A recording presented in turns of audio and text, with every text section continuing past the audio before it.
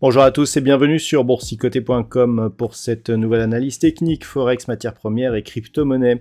Avec une paire de devises euro-dollar donc qui souffre de la reprise du marché haussier donc sur le dollar index, puisque suite aux derniers chiffres de l'inflation, eh bien nous avons donc le dollar qui est remonté, ce qui se traduit par une baisse des devises donc contre ce dollar. Donc on était ici sur une tentative de reprise, on était venu ici chercher une zone intermédiaire, proche des 1,0630 avant de redescendre ici certainement en direction des 1,05.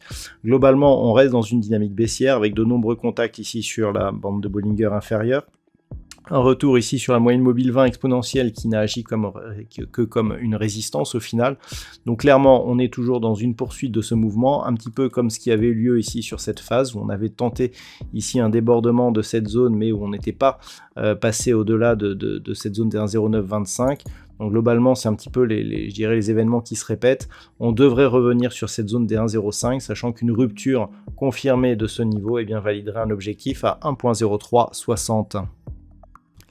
Sur la paire de devises livre sterling contre dollar américain, c'est un petit peu la même chose. Hier, je vous indiquais qu'une rupture ici de cette zone des 1,2270 pouvait ouvrir la porte à un retournement de tendance.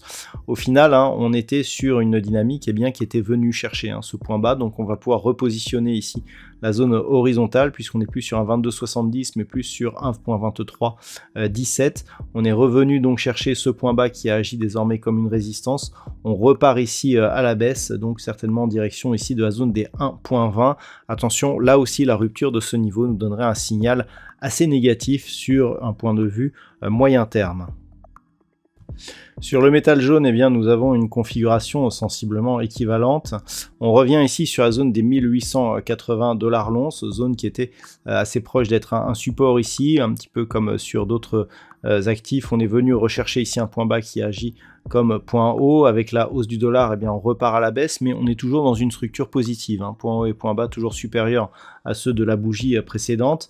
Attention donc toutefois à ce qui se passe ici sur cette zone des 1880, sachant qu'une cassure ici des 1855 irait dans le sens d'une confirmation de la poursuite de cette dynamique baissière qui avait justement été ici accélérée par la rupture ici de cette zone des 1880 $ l'once, avec comme objectif ici un retour possible sur la zone majeure des 1807 $ l'once. Donc pour l'instant tout se joue autour de cette zone des 1880.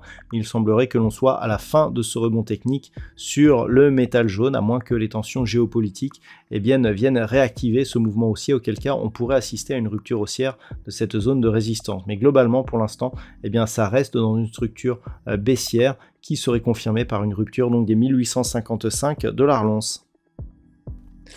Au niveau du brut léger américain, le WTI semble rester lui aussi dans une dynamique baissière. Après ici, le changement de tendance que nous avions observé, on est venu rebondir ici pour finalement buter contre la moyenne mobile 20 exponentielle. Le fait de repasser durablement sous la zone des 84 $ le baril et de totalement combler ce gap ici qui s'est ouvert en début de semaine nous montre que nous sommes bien dans une dynamique fortement baissière. Le fait de rester durablement sous 84 ouvre la porte à un possible retour ici sur cette zone des 78,30 $ le baril.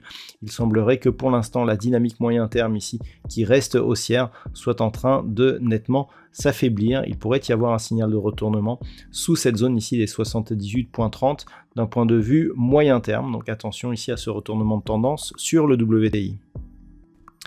Et puis enfin, au niveau du Bitcoin, nous avions ici cette zone des 28 700 qui aurait pu ouvrir la porte à une possible reprise haussière. Il semblerait que l'on reste coincé ici dans ce range, entre ce niveau des 28 700 et cette zone de support majeur des 25 000 $ pour un Bitcoin. Le fait que l'on redescende ici de manière assez dynamique, pour l'instant, ne remet pas en cause la tendance. On continue à avoir une succession de points bas qui est haussière, ainsi que les points hauts. Par contre, une rupture ici de cette zone des 26 000 $ pour un Bitcoin pourrait changer changer les choses avec un objectif qui resterait donc cette zone majeure des 25 000. Donc on est dans une phase de neutralisation qui reste à prédominance plutôt baissière. La rupture de cette zone des 25 000 serait, comme je l'indique à de nombreuses reprises, un très mauvais signal d'un point de vue moyen, mais aussi court terme. Donc pour l'instant, une phase de neutralité, mais avec une pression qui subsiste à la baisse d'un point de vue moyen terme. Voilà donc ce que l'on peut dire sur l'analyse technique de ces principaux actifs de marché. Je vous souhaite de passer une très bonne soirée. On se retrouve dès demain pour d'autres analyses techniques, toujours sur le site boursicoté.com.